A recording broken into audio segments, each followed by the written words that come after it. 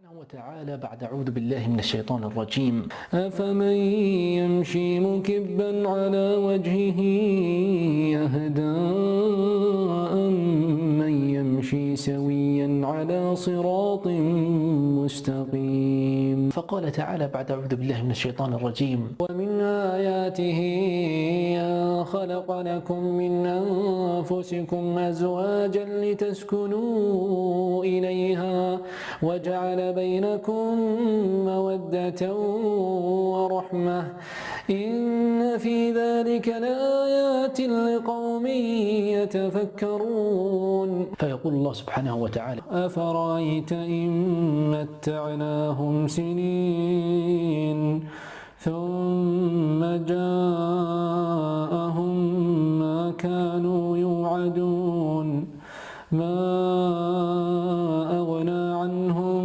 ما كانوا يمتعون. كما قال تعالى بعد أعوذ بالله من الشيطان الرجيم لقد خلقنا الإنسان في أحسن تقويم. يقول الله تعالى بعد أعوذ بالله من الشيطان الرجيم ومن آياته خلق السماوات والأرض واختلاف ألسنتكم وألوانكم إن في ذلك لآيات للعالمين.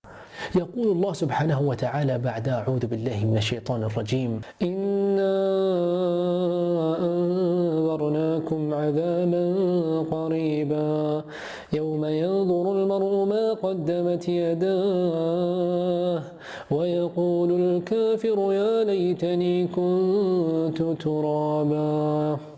قال تعالى بعد أعوذ بالله من الشيطان الرجيم كيف تكفرون بالله وكنتم أمواتا فأحياكم ثم يميتكم ثم يحييكم ثم إليه ترجعون.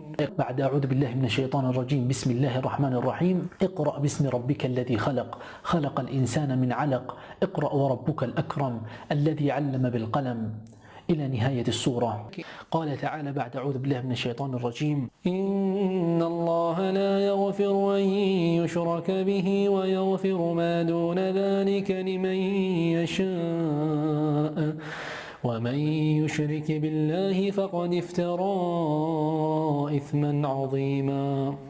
قال تعالى بعد أعوذ بالله من الشيطان الرجيم الذين آمنوا وتطمئن قلوبهم بذكر الله ألا بذكر الله تطمئن